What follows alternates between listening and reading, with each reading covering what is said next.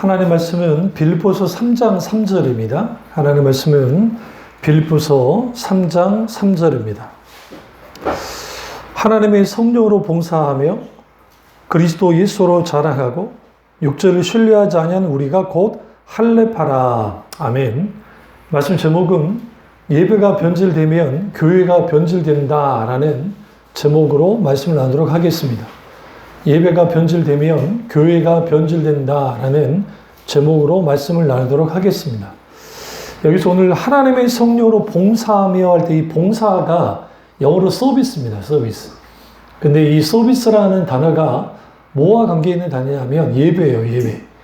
그러니까 그 성경에서 그 예배라는 단어를 영어로 번역할 때에 서비스라고 번역을 해놨어요. 좀 이상하지 않으세요? 우리 서비스 받는다, 서비스한다. 우리가 하나님께 예배 드리는 게 서비스예요. 근데 그게 단순히 그냥 단순한 그냥 봉사가 아니라 하나님의 성령으로 서비스한다요. 그러니까 예배는 내가 그냥 서비스한 게 아니에요. 하나님께. 어떻게 예배한다? 성령으로 예배한다. 이게 굉장히 중요합니다. 오늘 이제 잠깐 그 에든 토저 목사님 책을 잠깐 소개하고 이제 성령으로 봉사하는 거, 왜 예배가 변질되면 교회가 변질되는지를 다루도록 하겠습니다. 그 에든 토저 목사님 책 가운데 예배인가 쇼인가라는 책이 있어요. 이 책은 아주 그 작은 책이라 여러분 그냥 마음만 먹으면 당장 한두 시간이면 그냥 쉽게 읽을 만한 책이긴 하지만 또 깊이 좀 생각해보면서 읽어야 됩니다. 굳이 이 책을 일일이 설명할 일은 없고요. 그 차례, 목차를 잠깐 제가 읽어볼게요. 이 목차에 이미 에든 토저 목사님이 다루고자 하는 부분이 잘 드러납니다. 일부를 보면 인생의 목적은 하나님을 하나님답게 예배하는 것이다 라고 되어 있습니다. 이게 굉장히 중요해요. 하나님을 하나님답게 예배하는 것, 그게 인생의 목적이다. 그리스도인의 목적이다. 창조의 목적이다 하는 거야. 이게 다 연결이 되어 있어요. 그러니까 하나님을 하나님 되시게, 하나님을 하나님답게 예배하는 것, 그것이 성경에서 말하는 인생의 목적인데, 오늘날 우리가 하나님을 하나님답게 예배하기보다는 자기 인간이 자기들의 수준만큼만 예배를 해요. 사실 예배는 그 사람의 믿음 정도를 그대로 드러내줘요. 그러니까 내 믿음 이상 예배 못 드려요, 절대로. 그러니까 우리가 하나님께 예배 드리는 태도를 보면 그 사람이 어떤 믿음을 갖고 있는지, 어떤 신앙생활을 하는지를 오늘은 분명히 알 수 있습니다. 그래서 이제 이렇게 해요. 이분이 이제 일부 1장에서 먼저 하나님을 믿고 하나님께 예배하라. 무슨 말이냐? 우리는 뭐 하나님 믿으니까 예배 드리는 것이지. 맞아요. 우리가 하나님을 믿는다고 할 때에 그 믿는다 라고 할 때 우리는 어떤 하나님을 믿습니까? 하나님이 아버지 되시고 창조자 되시며 구원자 되시는 하나님을 내가 믿어요. 사도신경 아시잖아요. 전능하사 천지를 만드신 하나님 아버지를 내가 믿사오며, 크레도하며, 라틴어로 크레도, 내가 믿습니다. 그러니까 예배에 있어서 가장 큰 핵심은 하나님을 향한 신앙 고백이 없으면 예배는 성립이 안 돼요. 불가능해요. 우리가 아무리 정성을 들이고 그럴싸하게 포장을 해도 나의 신앙 고백이 없는 예배는 의미 없어요. 그러니까 오늘날 예배를 드릴 때 왜 예배가 변질됐는가? 예배가 변질된 이유는 뭐냐면 인간의 목적은, 인생의 목적은 하나님을 하나님답게 예배하는 것이다 라고 하는 그 목적 위에 삶을 살고 인생을 살면서 예배가 나의 인생의 중심에 딱 서서 하나님 중심적인 삶을 살면서 예배 드리고 삶을 살아가면 좋겠는데, 예배는 뭐냐면 내 삶의 부분인 거야. 부분. 그러니까 내가 삶을 살아요. 삶의 한 부분으로서 예배. 근데 율법주의는 이 주일 송수를 제대로 안 하면 벌 받는다고 하니까 어쩔 수 없이 주일 송수를 중심에 두는 거예요. 벌 받기 싫어서. 그래서 예배 드리고, 또 하나는 내 삶의 중심으로서 예배가 돼야 되는데 부분으로서 예배가 되는 이유는 뭐냐면 아침에 말씀드렸던 것처럼 그 성령의 역사가 없는 예배에는 하나님께 뇌물을 드리는 것이다 라고 했던 것처럼 하나님을 뇌물로서 드리는 예배를 드리는 거예요. 내가 이렇게 하나님을 기쁘시게 해드릴게요. 저렇게 기쁘시게 해드릴게요. 그러니까 하나님 기쁘시죠? 나도 기뻐요. 그러니까 내가 뭔가 좀 주세요. 복 좀 주세요. 문제를 좀 해결해 주세요. 내 모든 일하는 것들을 좀 주님이 좀 그냥 하나하나씩 다 그냥 잘 될 수 있도록 만들어 주세요라고 하는 소위 기복주의를 가지고 나와서 예배를 드리는 사람이 한국 교회에 너무 많은 거야. 원래 조국 교회. 그러니까 하나님을 믿고 예배받아라, 예배해라 라고 하고, 이 유장에서는 우리는 예배 드리기 위해서 구원받았다라는 거예요. 이게 굉장히 중요한 거예요. 우리는 천국 가기 위해서 구원받았다라고 생각해요. 맞아요. 우리는 천국 가기 위해서 구원받았는데 천국 가서 뭐 하게요? 죽음도 없고 눈물도 없고 슬픔도 없으니까 아유 재미없겠다. 실제로 그래요. 노르웨이, 스웨덴, 덴마크 자살률이 굉장히 높아요. 노르웨이나 덴마크나 벨기에 우리는 저 사람들은 정말 국가가 잘 사회보장을 해주니까 집값 걱정 없겠네. 아니요. 거기도 집값 걱정 똑같이 있어요. 근데 우리랑 다른 점은 뭐냐면 집이 내가 은행에 빚을 져서 만약에 말아먹는다고 합시다. 예를 들어. 그래도 걱정이 없는 것은 그런 기본적인 사회보장이 되어 있기 때문에 우리나라처럼 나락에 떨어지질 않아요. 뒷받침해줘요. 받침을 해준다고요. 그런데 자살률은 높아요. 그 이유는 뭐냐면 너무 지루해서. 북유럽 사람들이 마약을 굉장히 많이 합니다. 북유럽 사람들이 알코올 중독에 많이 빠져 있어요. 알코올이. 삶에 즐거움이 없으니까 술하고 그 다음에 약물에 취해 있어요. 유럽에 대한 잘못된 인식이 뭐냐면 예능 프로에서 거기 가서 막 술 마시고 막 하고 떠들고 하니까 그게 그럴싸하게 럭셔리하게 보이게 만들어요. 예능에서. 그러니까 우리나라 젊은 친구들이나 사람들 그 영향을 받아서 예능에서 요즘에 여과 없이 막 술 마시고 하는 것들을 막 보여주거든요. 독일 같은 경우 왜 술을 마셔요? 거기 물이 안 좋아요. 석회수예요. 그래서 알코올 굉장히 낮춘 상태에서 물처럼 마시게 만들어 놓은 거예요. 근데 거기도 사회 문제가 굉장히 많죠. 그런 문제들이. 그러니까 우리 눈에 보기에 그럴싸하게 이제 세상 말로 부자 나라고 근심 걱정 없게 보여지지만 인생은 하나님께 예배하기 위해서 구원을 받았기 때문에 온전하게 예배하는 사람이 될 때 행복하고 예배하는 사람이 됐을 때에 우리 속에는 수많은 문제와 어려움에 대하여 이길 수 있는 힘을 가져요. 그러니까 예배 허락 없이 삶의 문제를 버거운 삶의 문제, 육아 문제, 직장 문제, 기타 등등 그런 것들이 버거워요. 그런데 문제가 있어요. 예수님이 말세의 현상 중에 누가복음에서 그렇게 말씀하잖아요. 재리의 유혹과 수많은 근심과 걱정의 염려의 문제가 하나님의 말씀을 막히게 만들어버린다는 거예요. 그러니까 근심, 걱정, 염려가 있으면 설교가 들려오지 않아요. 예배가 예배답게 드려지지 않아요. 그런데 성경에 놀라운 게 있어. 뭐가 놀라운 게냐면 하나님의 사람들의 공통적인 특징이 있어요. 보세요. 아브라함이 갈대아우르를 딱 떠나서 가나안 땅에 들어오자마자 가장 먼저 한 게 뭐예요? 제사 드렸어요. 번제 드렸어요. 그 다음에 기근이 들었죠? 남방으로 이주를 합니다. 이집트로 가버리죠? 하나님께 기도도 않고 그냥 가버리잖아요? 거기서 그냥 사라 빼앗길 뻔하고 거기에 위기를 있다가 어쨌든 부자가 돼서 나와요. 결혼 지참금 가지고 나온다고요. 그리고 난 다음에 그가 한 게 뭐였어요? 성경에. 단을 쌓아 제사를 드렸어요. 굉장히 중요해요. 무슨 말이냐? 하나님께 순종하여 나아갔을 때도 뭐 했어요? 제사를, 예배를 드렸고, 불순종으로 위기를 겪고 돌아온 다음에 가장 먼저 한 일이 뭐예요? 제사 드렸다고요. 예배 드렸다고요. 오늘 우리가 우리의 예배가 중심이 되어주고 예배가 살아나고 예배가 회복돼야 나의 이 인생에 겪어져 있는 수많은 문제와 어려움과 과제들과 인생 주기표도로 있게 되는 그러한 것 속에서 넉넉히 이길 수 있는 은혜가 예배 속에서 부어지는 거예요. 그래서 하나님의 사람들 계속 예배를 드리는 거예요. 왜 사무엘이 사울 왕에게 제사를 드리고 난 다음에 전쟁에 나가라 했을까? 좀 이상하지 않으세요? 아니, 다윗이 전쟁 나갈 때 제사 안 드리고 갈 때도 있었잖아요. 많아요.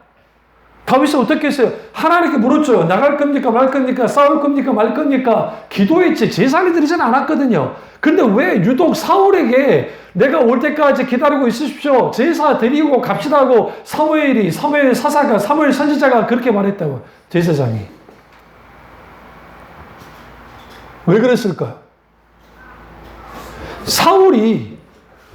사무엘의 상을 딱 보시면 사울의 업적이 전반기에 엄청나게 나와요. 오늘날 말하면 사울이 촌 사람이었는데 일양 무명이었던 사람이 오늘날 스타가 돼버린 거예요. 근데 나가서 전쟁할 때만 이겨요. 막 싸워서 이겨요. 잘 나가고 있어요. 그런데 이 사울이 뭘 하지 않냐면 이후에 다윗처럼 하나님 올라갈 거냐 말 겁니까? 하나님 어떻게 하기 원하십니까? 심지어는 삼손도, 그 문제 많은 삼손도 하나님 내게 이제 마지막 힘을 주십시오. 하나님을 구하는데 사울이 구하질 않아요. 그러니까 주님께 제사 드리고 나가자는 거예요. 왜? 전쟁은 여호와께 속한 것이니까. 이 전쟁을, 이 문제를, 우리의 과제를 하나님께 가지고 나가야 돼요. 그래야 하나님의 문제가 돼요. 많은 사람들이 착각하고 있는 게 뭐냐면 내 문제에, 내 인생의 문제, 내 삶의 문제, 그걸 내가 이게 붙잡고 있어.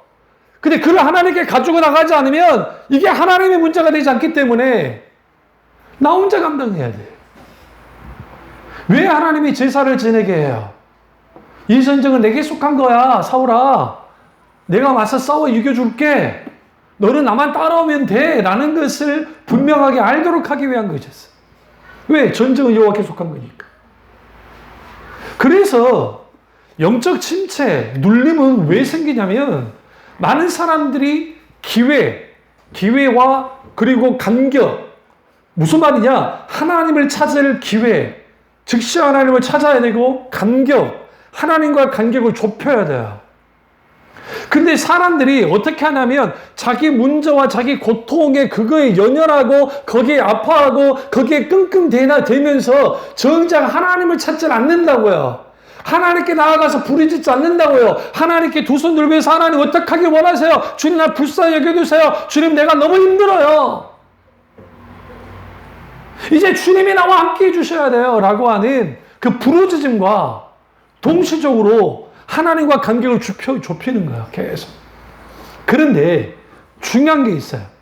하나님과 문제 사이에서 우리가 여기에서 자기 계산기를 두드리고 자기 방법을 두드리고 자기 금식, 걱정, 염려 여러 가지 한들 어떤 해결점도 없고 거기에서 하나님이냐 문제냐 이 사이에서 왔다 갔다 하다 보면 모든 게 다 무너져 버려요. 예배 제대로 못 드려요. 찬양 절대로 못 드려요. 문제가 커서가 아니에요. 하나님을 찾지 않아서 그래요. 문제가 커서가 아니에요. 하나님과 멀어지고 있기 때문에 그래요. 오히려 그렇기 때문에 우리 앞에 당면한 과제들, 상황들, 이러한 것들이 사실상 나로 하여금 힘들게 하는 것이 될 수 있을지 모르지만 기꺼이 이걸 하나님께 가지고 나가기 시작할 때 달라져요. 그래서 하나님의 사람들은 영적으로 승리를 했을 때에도 하나님께 예배로 나가고 영적으로 그들이 패배할 때, 그들이 무너졌을 때에도 하나님께 나아가야만 했어요. 야곱이 왜 생고생을 하며 살았냐면 야곱이 형 에서 속이고 난 다음에 도망치잖아요. 그리고 밧다라람까지 지금 하란까지 가는 길이 그렇게 좀 멀긴 하지만 엄청나게 멀지는 않아요. 그런데 적어도 그냥 한 뭐 보름 정도 있다가 돌아올 생각이었어요. 길기는. 네? 근데 20년 있었어야 된다고요. 근데 중요한 거는 도망칠 때 돌베개를 베고 누가 우리 야곱이 자다가 하나님의 이제 그 꿈을 꾸잖아요. 하나님의 천사가 아래 위로 내려 올라가면서 하는 그 꿈을 꿔요. 그러면서 누굽니까? 이제 하나님께 깨우고 난 다음에 거기다 돌을 쌓고 이걸 에베네셀, 돕는 돈이라는 표현이 여기서 나오는 건데, 그리고 이제 하나님께 세 가지 이제 뭡니까? 서원을 하나님께 드려요. 그 대표적인 하나님 11조고, 하나님 주님이 나를 돌아오게 하시면 내가 여기 제단을 쌓고 뭐 하겠다?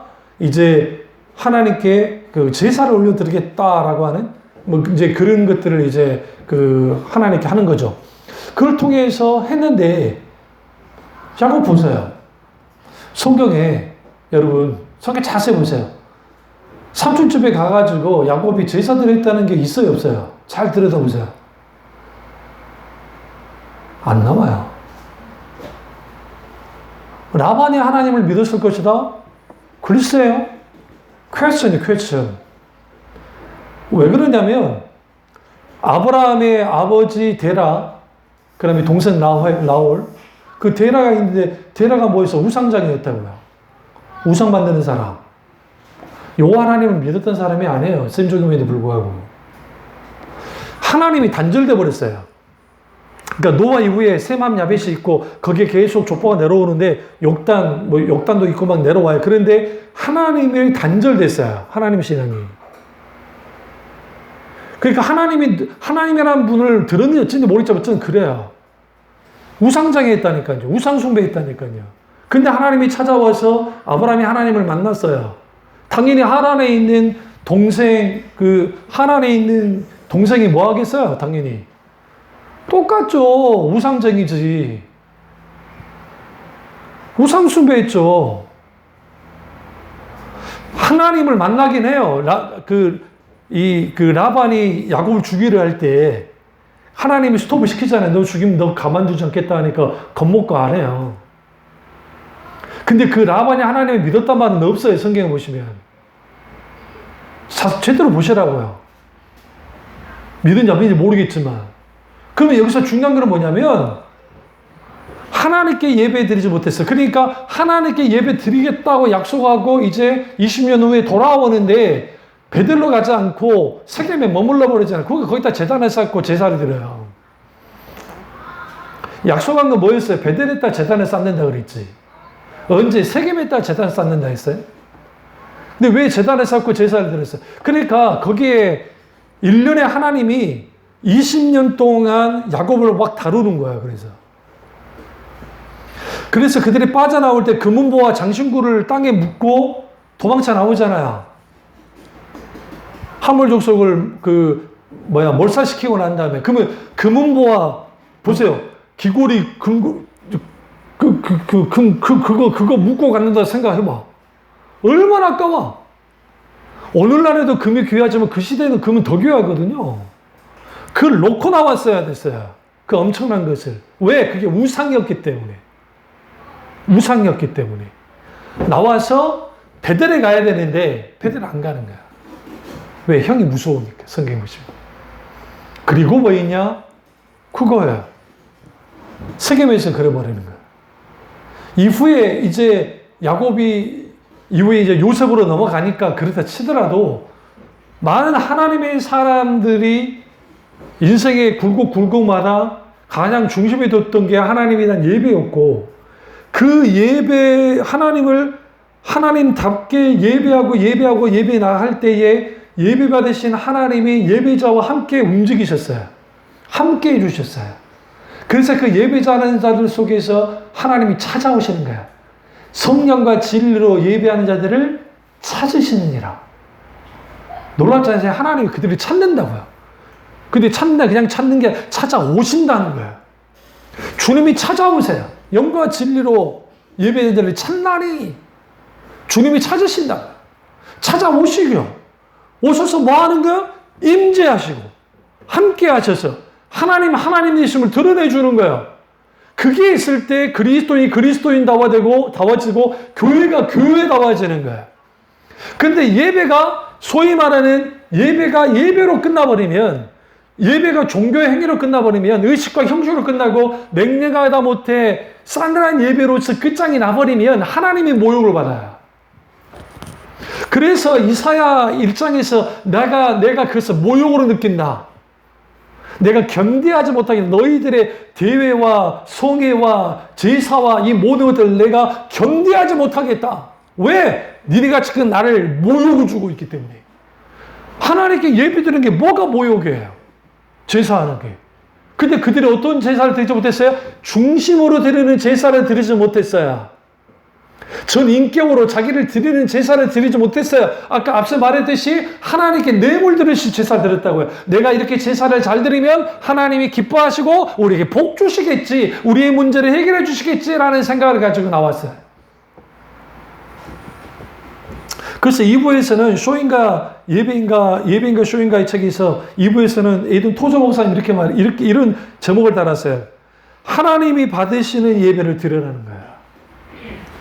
우리가 좋아하는 예배가 아니라, 우리가 즐겨하는 예배가 아니라 하나님이 기뻐하시는 예배, 하나님이 받으시는 예배를 드리라는 거예요.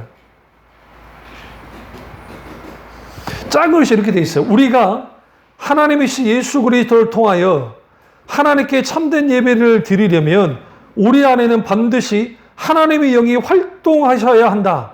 하나님은 성령 없는 예배를 받지 않으신다라고 되어 있어요. 그러니까 오늘 본문에 하나님의 성령으로 봉사하며 하나님의 성령으로 예배하라는 거예요. 성령으로 예배하지 않는 그 예배 받지 않아요. 그러니까 하나님은 하나님이 받고자 하는 예배에 관심이 있지, 그 예배를 찾는 것이지, 우리가 기뻐하고 우리가 즐거워하는 예배를 찾지 않으세요. 3장에서는 토저 목사님이 이렇게 그 제목을 달아놨어요. 하나님이 받지 않은 예배도 있다. 4장은 영혼의 눈으로 영광의 하나님을 바라봐라. 5장은 하나님의 황홀한 임재를 체험하라. 6장 불타오르는 열정으로 하나님과 교제하라. 7장 하나님의 능력을 간절히 사모하라. 8장 모든 것을 다 바쳐 하나님을 숭모하라.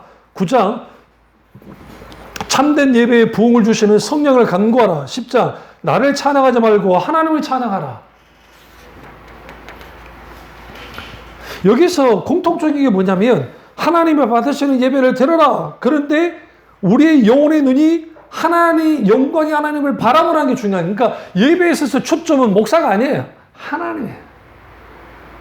초신자나 믿음이 약할 때는 목사를 바라볼 수밖에 없어요. 그러나 어느 정도 신앙이 자라면 직접적으로 다이렉트로 하나님께 나아가야 돼요. 좀 전에 힐송에서 찬양하는 것처럼 내가 주님을 찬양합니다. 내가 사랑합니다. 그리고 그 가사가 하나 하면 같이 똑같이 그렇게 나가고 있어요. 앞에서 막 쇼맨십 하지 않잖아요. 막 방방 뛰면서 막 이렇게나 저렇게 하지 않잖아요. 그럼 그 각 사람마다 하나님이 찾아오시거든요. 그럼 우리는 하나님께 찬양할 때는 어린아이가 돼야 돼요. 어린아이처럼 하나님만을 바라보면서 하나님께 초점을 맞추면서 하나님만을 그리면서 하나님만을 찾으면서 찬양으로 나아가야 돼요. 그리고 하나님의 임재, 그 황홀한 임재, 하나님과 불타오른 열정의 교제를 나누는 그게 예배 가운데 일어나야 돼요.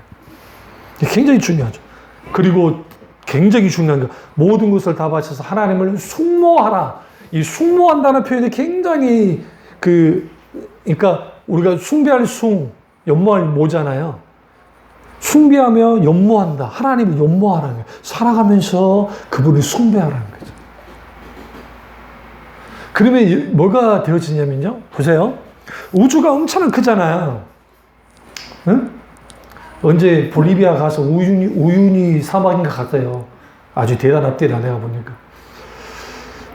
우유니 사막 잊지 마시고 거기에 그 바다가 아닌데 거기에 그 암염이 있어가지고 비가 딱 이렇게 오면 그렇게 많이 쌓이진 않는데 물이 이렇게 좀 있는데요. 그 장화식고 딱 들어가면 거기에 낮에는 그 완전히 거울처럼 엄청나 예쁜데 밤이 딱 찾아와서 이제 거기는 거의 비도 잘 안 오는 지역이니까 공해가 없으니 구름도 없으니까 이제 별들이 탁 하면 그 은하수가 지금 밑에 거기에 그대로 깔려요.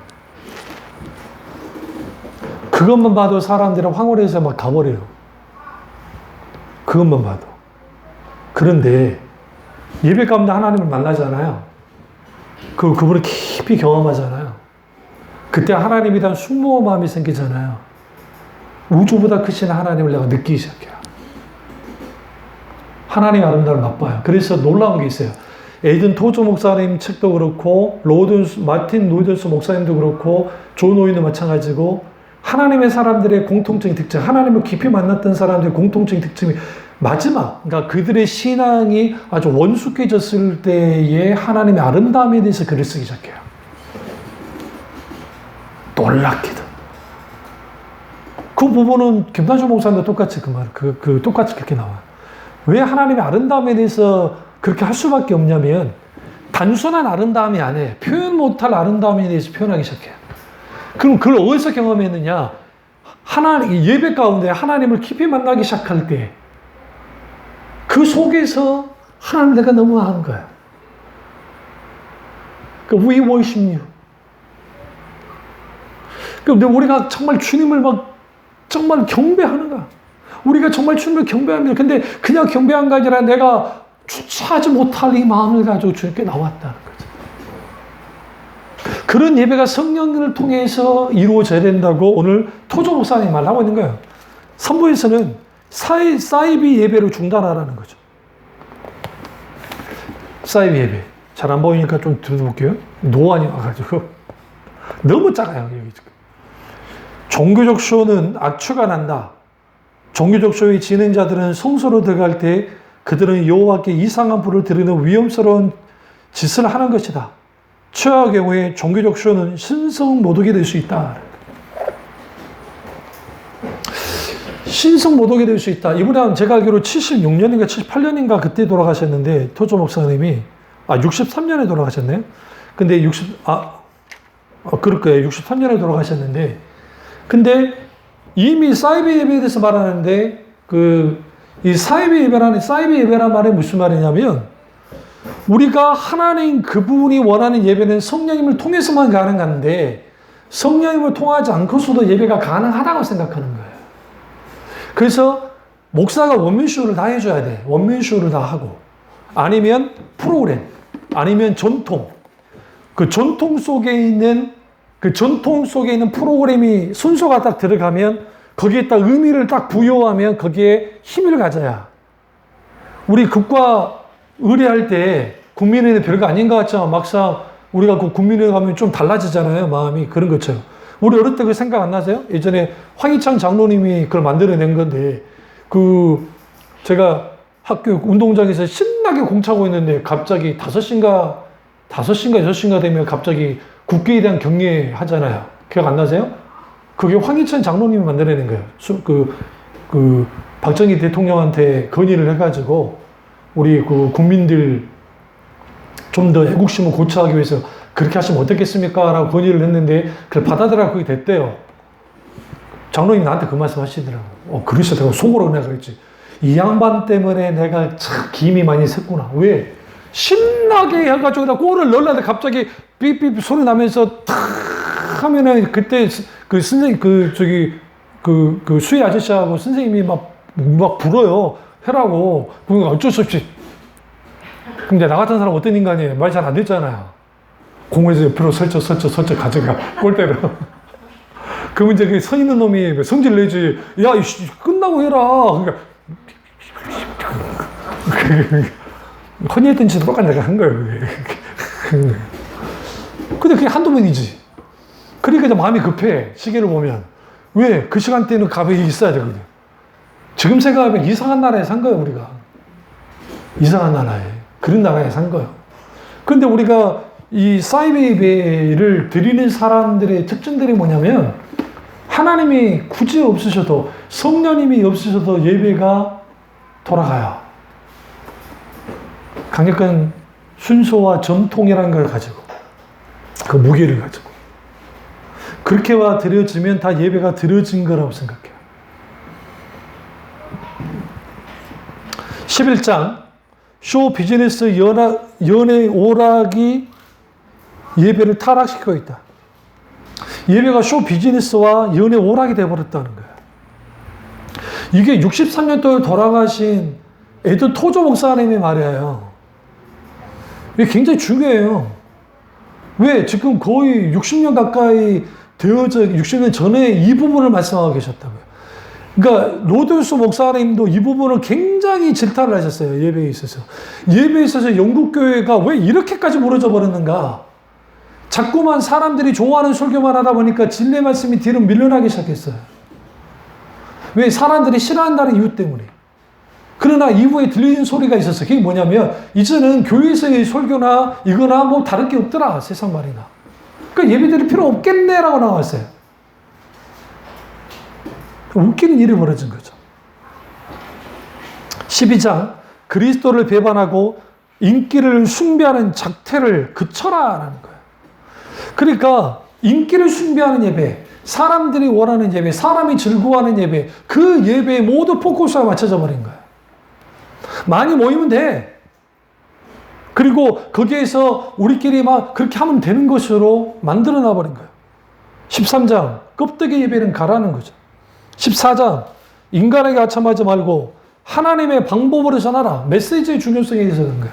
설교가 신앙의 본질에 속한 진리의 말씀이 온전히 선포되지 않으면 그 예배는 죽을 수밖에 없어요. 끊어져 버려요.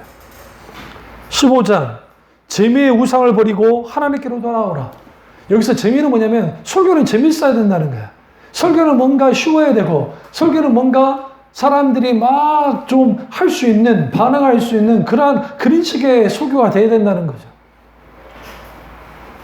16장 헐리우드에서가 아니라 성경에서 배우라. 헐리우드식의 예배가 들어와 버린 거야. 왜? 종교 소비주의. 이런 예배가 오늘날 한국 교회에 계속적으로 일어나고 있어요. 그러니까 그 일어나고 있는데 우리 교회는 그렇지 않는가? 다른 교회는 뭐 놔두더라도 우리도 똑같이 그럴 때 있단 말이에요. 왜? 성령에게 민감하지 않으면. 그러니까 많은 경우에 이거죠. 예배 드릴 때 분산되어지고 흐트러지고 그리고 하나님께 집중하지 못하는 사람들의 특징이 뭐냐면 일주일의 삶을 뭐가 지배했느냐가 중요해요. 적어도 하나님과의 관계에서 계속적으로 관계를 갖고 있는 사람들이 예배로 나올 때 집중해야. 그게 아니라 그냥 후탁 교인들처럼 집에다가 주일날 나올 때만 한 번씩 툭툭 털고 탁 그리고 내배 놔뒀다가 또 주일만 되면 그런 사람들이 하나님께 온전한 예배를 드리겠다고 하는 것은 이거는 대단한 정말 담력이에요. 반대로 말하면 그러면 늘 성경 공부도 하고 성경을 읽고 하니까 예배 잘 되겠는데 그건 또 별개의 문제예요. 무슨 말이냐면 바리새인들이 누구보다도 종교적인 삶을 살았잖아요. 종교적인 삶을 살았다고 해서 하나님이 원하는 예배를 드릴 수 있느냐? 못 드려요, 절대로. 왜? 거기는 세 가지를 없애야 돼. 하나는 자기 의를 깨뜨려야 되고, 다른 하나는 자기 공덕을 깨뜨려야 되고, 다른 하나는 자기 공로주를 깨뜨려야 돼. 이 세 가지의 핵심은 자기 사랑, 세상 사랑이 탐심이 가득 묶여 있어요. 남보다 높아지려고 하는 태도. 그 교만함. 그게 깨뜨려져야 돼. 그럼 그것이 깨뜨려져야 되는데, 그 깨뜨린 분이 누구냐? 성령이에요. 그리고 말씀이 깨뜨려요. 하나님의 말씀이. 또 하나의 책은 토조 목사님 책에서 하나님이 원하시는 진짜 예배자라는 책이 있습니다. 이 책도 뭐 마음만 먹으면 한 2시간이면 다 읽을 수 있어요. 그럼 여기는 아주 간단하게 했는데, 자, 한번 서문에서 한번 읽어볼게요. 우리는 예배자로 부름을 받았다. 2장, 예배자는 하나님을 진정으로 압니다. 3장, 예배자가 경계해야 할 가짜 예배들. 4장, 예배자의 존재 목적은 예배이다. 5장, 예배의 대상은 오직 하나님뿐이다. 6장, 진짜 예배자는 하나님을 경외합니다. 7장, 진짜 예배자는 감정으로도 경배합니다. 8장 예배의 기능을 상실한 교회는 실패합니다. 9장, 9장 진짜 그리스도인은 예비자입니다. 10장 진짜 예비자는 모든 삶과 생각을 드립니다 라고 되어 있어요. 이게 왜 중요하면요, 우리 예비자로 부름 받았어요. 그러니까 진짜의 그리스도인은 당연히 예비자가 돼야 돼요. 근데 그 예비자라는 게 주일만 딱 나와가지고 예배 잘 드리는 것만을 말하는 게 아니에요.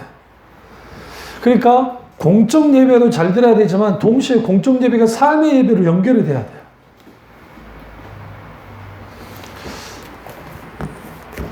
지난주에 부모가 바뀌지 않으면 자녀 안 바뀐다 했잖아요. 마찬가지로 신앙의 세계에 거의 완벽한, 그러니까 불가분의 명제가 있는 게 뭐냐면, 우리의 태도가 바뀌지 않으면 우리는 절대로 예비자가 못 돼요.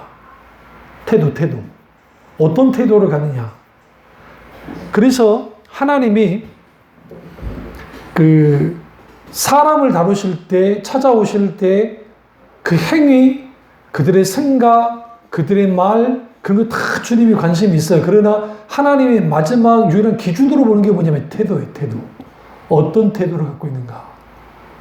다윗이 그 엄청난 죄를 졌어도 율법의 기준으로는 다윗은 돌 맞아 죽어야 돼요.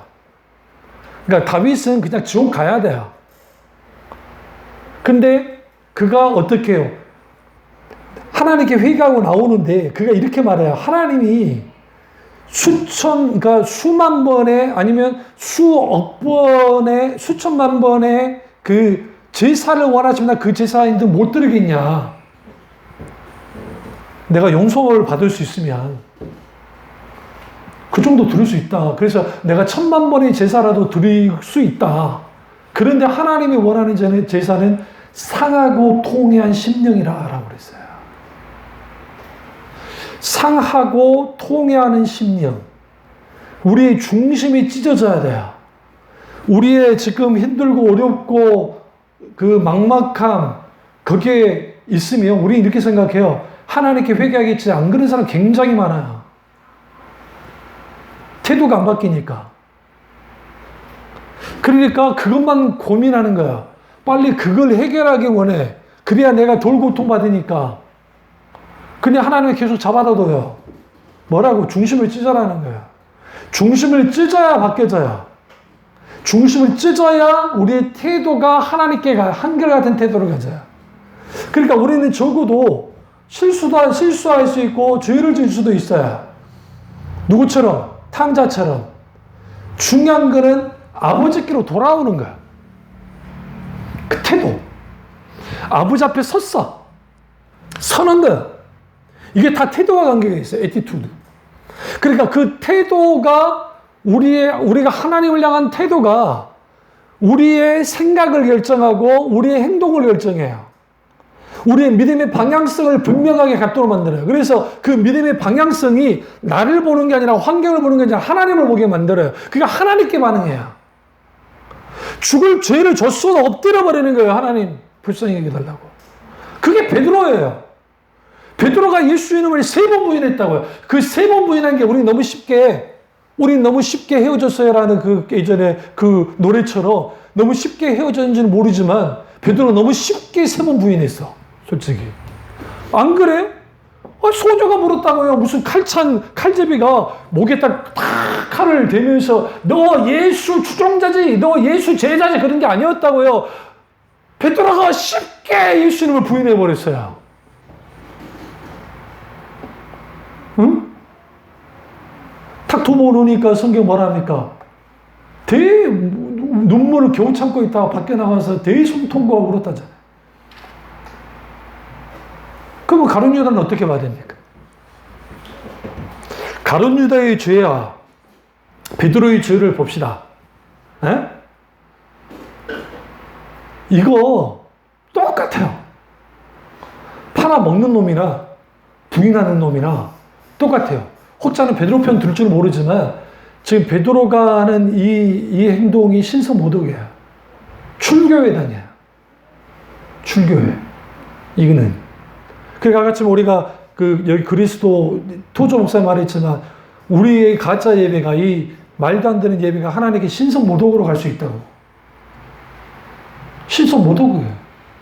그런데 베드로와 가룟 유다의 차이는 뭐냐면, 좀 더 양심적인 사람은 가룟 유다야. 인간적으로. 왜냐하면 선생님 판 것에 대한 양심의 가치가 너무 컸어요. 그러니까 그걸 뉘우치고 또 가룟 유다가 생각하는 대로 움직이지 않은 거예요. 그렇게까지 그렇게 될 줄은 몰랐는데 그 일이 벌어져 버린 거야. 죽게 되는 한강이 되니까. 그러니까 그가 이제 돼지성에 가가지고 은 30냥 너 가져가라. 그 피 묻은 돈을, 그 더러운 돈을 우리가 왜 받냐. 그 성전 거기 던져버리잖아요. 그거 나가잖아요. 달려가잖아요.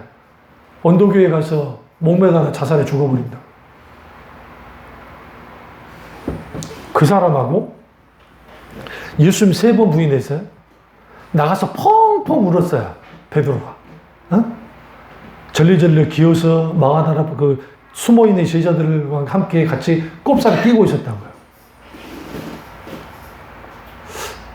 좀 이상하지 않으세요? 좀 양심이 있는 놈이 인간이면 지금 고향이라도 돌아가지. 어차피 갈리로 가면 되잖아요. 근데 거기 가만히 기가 죽을 수 있는 거예요. 가만히. 하나님이 원하는 사람이 누구냐면, 가룟 유다는 부활하신 주님이 손길이 미치기 전에 자기가 결정하고 끝장을 내버렸어요. 자기 생명을. 하나님은 그런 자를 경멸하세요. 단순히 가룟 유다가 자살했기 때문에 지옥 간 게 아니야. 단순히. 그것은 하나님만이 심판자이시고 하나님만이 이 부분에 대해서 분명하게 결정을 지으실 텐데 자기가 모든 걸 결정했어요. 그것은 일종의 자기 의예요. 자기 의. 내가 이 죽음으로 보상하리라. 스승의 죽음에 대한. 이 죽음으로 나의 결벽을 드러내리라는 것도 있을지 모르지만 내가 어쨌든 이걸로 내가 보상하겠다는 그걸 가지고 나온 거야. 하나님은 그런 자들을 경멸하세요. 그래서 적당한 의인들, 세상 사람 중에 사람 참 좋은 사람 있잖아요. 교회 안 다니는데도. 사람들 그만하는 거야. 그런 사람들이 지옥 가는 게 하나님 앞에 정말 옳은 거냐? 교회 다니면서도 정말 망나니 같은 인간 많더라. 그런 말을 듣잖아요. 그냥 하나님 눈앞에서는 누가 더 중요하냐면 망나니든 탕자 같은 개망나니든 간에 주님 앞에 두 손 들고 두 발 들고 나와서 엎드린 자야. 나 잘날란 자가 아니라고요. 이 세상에서 가장 큰 죄는 살인죄가 아니에요. 그래서 많은 사람들이 착각하고 있는 게 뭐가 가장 큰 죄냐? 창조주의자 우리의 주인이신 하나님을 믿지 않는 자예요. 그게 교만이에요. 교만의 죄. 그 교만은 뭐냐? 하나님을 의지하지 않는 것이 첫 번째 교만이고, 우리는 막 거만스럽게 구는 게 교만이라는 생각, 그게 아니라 하나님을 의지하지 않는 게 교만이고, 두 번째는 하나님이 내게 있어서 그렇게 소중하지 않은 거야. 하나님을 소중히 여기지 않는 그 자체도 교만함이야. 우리는 그게 교만이 아닐 거라 생각해. 실제로 그래요. 그러니까 하나님 앞에 내가 아무것도 아니라는 것을 인식한 사람들. 그러니까 다윗이 아는 거죠. 내가 진정한 예배자가 돼야 된다. 그런데 예배가 변질되면 교회가 변질돼 버리는데, 예배가 변질되면 당연히 교회도 변질되지만 그 예배드리는 예배자도 변질이 돼요. 근데 다윗은 변질되지 않았어요. 그 예배자로 서겠다는 거야. 내가 1천만 번의 제사 하나님께 기꺼이 드릴 수 있다는 거죠. 근데 하나님이 원하는 것은 상하고 통해한 심령, 다시 말하면 찢기고 찢긴 다윗이었어요. 다윗 그 자신. 그가 이렇게 고백한, 내가 원하는 한 가지를 내가 주님께 구합니다. 나로 주님 전에서 주님 아름다움을 보게 해주세요. 심지어는 통해하고 자복한 것이라 하면서 그 다음에 나온 게 뭔지 아세요? 주님, 나 다른 거 다 안 말할게요. 주님 성전 문지기라도 시켜주세요. 그는 누구예요? 왕이에요. 그냥 왕이에요? 그냥 왕이 아니에요. 정복군주예요. 나일강부터 시작해서 유프라테스강, 메소포타미아 그 지역까지 이스라엘 역사상 처음으로 정복했던 정복군주예요. 근데 그에게 있어서 왕은 쓰레기 같은 거 아무것도 아니었어요. 그에게서 소중한 건 뭐냐면 예배자였어요. 자기는 예배자로 있는 거예요. 근데 다윗은 굴뚝 같았어요. 뭐가? 지성소에 들어가서 하나님의 아름다움 보는 것이 굴뚝 같은데 내가 참아. 내가 그럴 수 있는 존재가 아니야. 하나님 앞에. 너무 부끄러워. 그러니까 주님 나 문지기라도 시켰어요. 그리고 이렇게 하잖아요. 주님 주 나를 놓지 마소서 이 깊은 묵바다에 홀로 항해자라는 찬양처럼 주님 제발 나를 버리지는 말아주세요. 그런 자를 하나님 어떻게 버리겠어요? 버릴 수 없어요. 그런 자들이 드리는 예배를 하나님 받으세요. 우리가 거룩한 옷을 입고 하나님께 예배드린다고 그래요. 순결한 옷을 입고 옷을 입죠. 세마포 옷을 입고 계시롭게 예배를 드려요. 제사를 드려요. 그런데 그 순결함이 14만 4천 명의 스스로의 순결함입니까? 아니, 어린 양의 피로. 예수 그리스도의 어린 양의 피로 순결해진 그들이 순결한 예배를 하나님께 나아가고 하나님의 임재가 있는 예배를 드렸어요. 그 예배를 드려야 그 교회가 살아요. 참배중앙교회가 살려면 우리의 예배가 회복돼야 돼요. 우리 참배중앙 교우들이 살려면 예배가 회복돼야 되고 참배중앙 교우들의 가정이 회복되려면 우리의 예배가 회복돼야 돼요. 그렇다고 한다면 우리는 가짜 예배를 청산하고 비즈니스 예배를 청산하고 종교 소비주의를 벗어나야 돼요. 뭘로 예배드려야 돼요? 성령으로 예배드려야 돼요. 성령으로. 그 성령으로 예배드릴 때 놀라운 게 있어요. 빌보 3장 3절 다시 한번 가보시죠. 거기 후반절을 보시면 그리스도 예수로 자랑하고 육체를 신뢰하지 아니하는 우리가 곧 할례당이라. 할례자라. 재밌죠? 어떤 사람들, 예수 그리스도 그분의 사람들, 그리스도 안에 있는 사람들, 그들의 특징은 뭐냐? 성령으로 봉사하는 사람들이다. 그런데 그리스도 예수의 사람들의 또 다른 특징이 있는데 뭐냐면 그리스도 예수를 자랑하는 자들이었다는 거예요. 또 다른 건 뭐냐? 육체를 신뢰하지 않는 자들이었다는 거예요. 그들이 곧 할례당이었고 그들이 그리스도 예수의 사람이었다는 거예요. 그 그리스도 예수의 사람들은 이 세상에 살 때 달라요. 단순히 우리가 드리는 이 예배만 그럴싸하게 잘 드리자는 게 아니에요. 당연히 잘 드려야 돼요. 동시적으로 이 예배가 우리 삶에 강력하게 영향을 끼쳐야 돼요. 그리고 우리 삶 속에서 하나님과의 친밀한 교제를 나누는 삶의 예배까지 연장되어지고 내 직장이든 아니 어떤 삶이든 거기에까지 계속 영향을 끼쳐야 돼요. 그 예배자로 살아가기 시작할 때에 다르게 돼요. 난 별로 가진 게 없고 예전에 송명희 시인이 나 가진 재물 없으나 남이 가진 근데 공평하신 하나님이 하잖아요. 찬양하잖아요. 공평하신 하나님이 나 아무것도 가진 건 없지만 공평하신 하나님이 그와 함께 하신다잖아요. 그럼 그 공평하신 하나님이 세상 사람 눈으로 봤을 때는 공평하지 않죠. 어떤 사람은 정말 제대로 신앙생활 나누는데도 잘 먹고 잘 사는 것 같고 뭐 크게 문제 없이 사는 것 같은데 나는 왜 이 모양 이 꼴인가? 아니에요. 속사정 들여다보세요. 각 가정마다 들여다보시면 다 속사정을 다 갖고 있어요. 저 길거리에 그냥 지나간 것 같지만 아픈 사람 안 아픈 사람도 있고 기타 등등 그렇게 있어요. 그러면 우리는 거기에서 분명하게 볼 게 뭐냐면 나는 하나님 앞에 어떤 예배자인가? 참된 예배자인가 아닌가? 우리 속에 머리를 각인하셔야 돼. 예배가 변질되면 교회도 변질된다. 예배가 변질되면 나도 변절된다. 왜? 예배에서 실패하면 인생에서 실패하는 거예요. 그래서 많은 하나님의 사람들이 리빙스톤도 그랬고 기타는 많은 그 하나님의 사람들이 예배 가운데 하나님을 만났던 사람들이 그들이 하나님께 대하여 결단하고 실질적인 사역자로 나가기도 하고 실질적 하나님과 관계 속에서 그렇게 그 살아갔던 그 인생 속에서 마지막 그들의 죽음이 좀 예배 같지 않으세요? 다윗의 죽음을 보세요.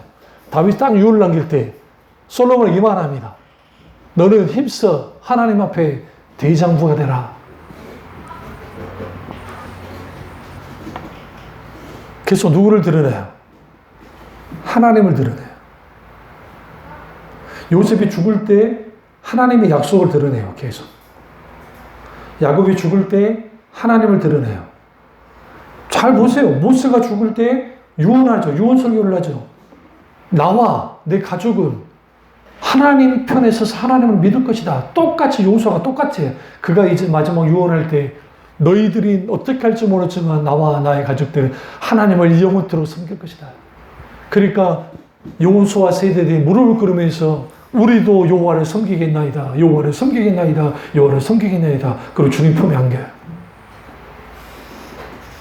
마지막 우리 죽음도 예배가 돼야 되는 거예요. 그래서 그 예배가 된다는 게 뭐냐면 우리가 마지막 죽을 때 하나님께 사랑의 고백을 하고 하나님께 신앙 고백하고 돌아가시면 돼요.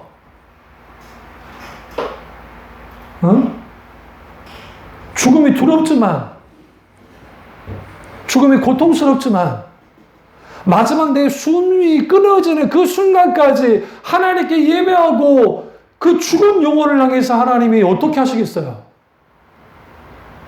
기뻐 받으시죠.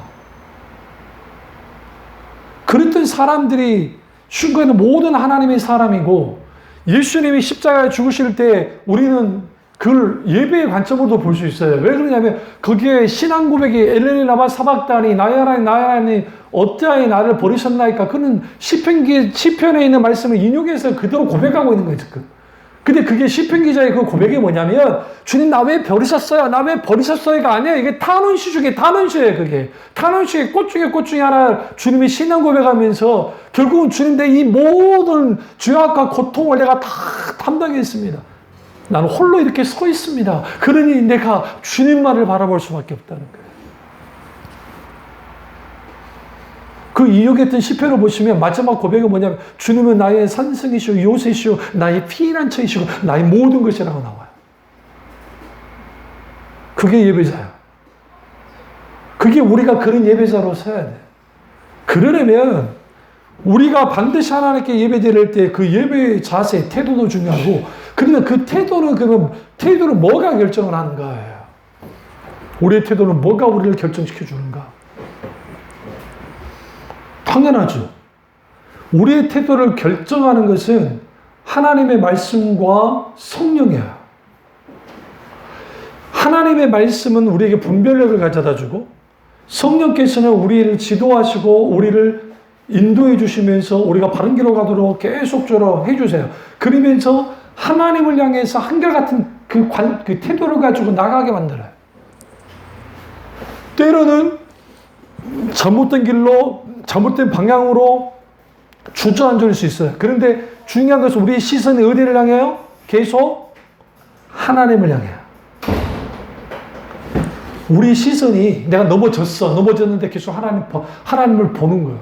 넘어졌어? 하나님을 봐. 넘어졌어? 하나님을 봐. 그래서 성경에 의인은 7번 넘어져도 다시 일어나거니와. 누굴 바라보면서? 주님을 한결같은 태도로 바라보는 자들, 시선을 둔 자들은 넘어지긴 해요. 똑같이. 다른 점이 있어. 벌떡 일어나요. 왜? 주님을 바라보고 있기 때문에. 그랬던 사람들이 하나님의 사람들이에요. 그래서 우리는 왜 우리가 예배자가 돼야 되는가? 예배자가 되는 이유는 우리의 존재 목적 자체가 예배자이기 때문이라고 하지만 또 하나는 하나님과 내가 모든 시공간을 초월해서 하나님과 직접적으로 대면하고 만날 수 있는 시간과 공간과 그것이 실제 예배이기 때문에 그래요. 이 설교를 통해서도 만나고 찬양을 통해서도 만나고 성령께서 갑자기 기도 사역 가운데 우리 감동 속에서 만나고 그 다음에 집으로 돌아갈 때도 만나고 어쨌든 제가 예배 다 끝나고 나 집에 돌아가는데 갑자기 기름 부음이 강하게 임할 때 있어요. 새벽에 일어나서 기도할 때 갑자기 임할 때 있고 여기 이렇게 문 열고 교회 이렇게 딱 들어올 때 갑자기 기름 부음이 강하게 임할 때가 있어요. 주님을 찾아 나올 때. 내 삶의 많은 부분에서 하나님의 살아계신 놀라운 이러한 일들이 기름 부음이 임재가 이렇게 우리 가운데 있게 되어졌을 때 우리가 이 예배를 소중히 여길 수밖에 없어요. 그리고 그 예배로 나아갈 때 그 예배가 하나님이 받으실 만한 예배가 되고 그 예배를 받으신 하나님이 영광 받으실 뿐만 아니라 마땅히 하나님이 우리에게 하나님 크기의 역사를 하나님이 우리에게 맡기고자 하는 일들을 맡기시면서 우리와 동행하고 동역해 주심을 통해서 하나님께 놀랍게 역사하는 거예요. 참빛중학교의 숫자적 부흥도 거기에 달려있어요. 분명히 말씀드리지만. 그리고 실제적인 이 성장되어지는 영적인 성장도 우리가 진정한 예배자가 되고 한결같은 하나님을 향한 바라보는 태도를 가지고 영적으로 승리하며 잘 누리며 살아가는 교들 되시기를 주님으로 축원합니다. 기도하겠습니다. 기도하실 때 오늘 이 말씀이 나의 말씀이죠. 우리 말씀대로 잠깐 기도하겠습니다.